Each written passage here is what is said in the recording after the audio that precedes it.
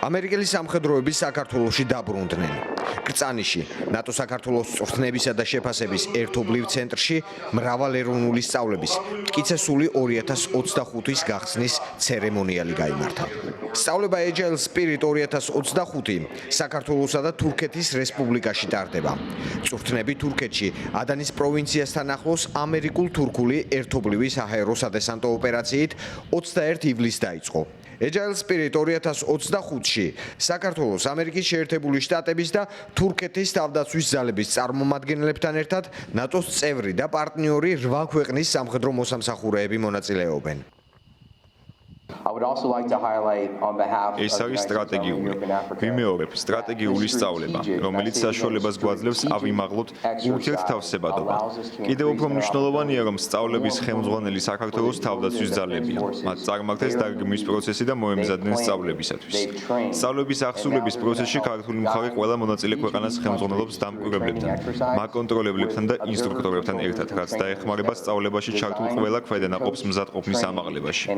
ეს პარტნიორობა საშუალებას გვაძლევს ერთად გავიაროთ ცოდნა, გავუზიაროთ ერთმანეთის გამოცდილება და უკეთ გავიცნოთ ერთმანეთი.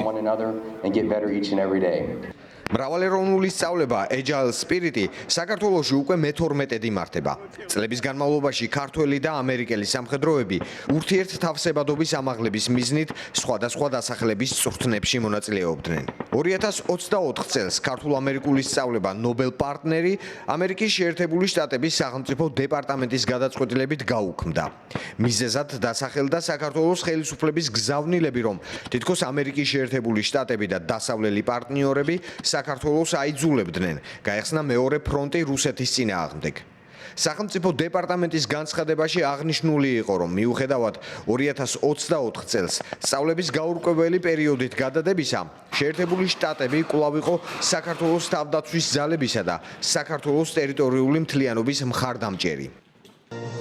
მრავალეროვნული სწავლების Agile Spirit 2025-ის გახსნის ოფიციალურ ცერემონიალს კი არ დაესწრო ირაკლი ჩიქოვანი, ასევე თავდაცვის ძალების მეთაური გენერალ-ლეიტენანტი გიორგი მათიაშვილი. სწავლების მიზანია ხელი შეუწყოთ ჩვენი ქვეყნების სამხედრო წარმომადგენლობების დაახლოებას და ქვედანაყოფების თავსებადობას.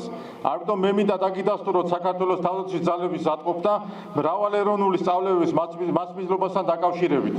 ეს არის კარგი შესაძლებლობა, რომელიც ხელს უწყობს ჩვენი საერთო მიზნების მიღწევას და აღრმავებს პარტნიორულ შესაძლებლობებს. სწავლება მტკიცე სული 2025 რამდენიმე ადგილზე ჩატარდება. კერძოდ კრწანიში, ნატო საქართველოს წვრთნებისა და შეფასების ერთობლივ ცენტრში, ვაზიანში, საბრძოლო მომზადების ცენტრსა და ვაზიანის პოლიგონებზე.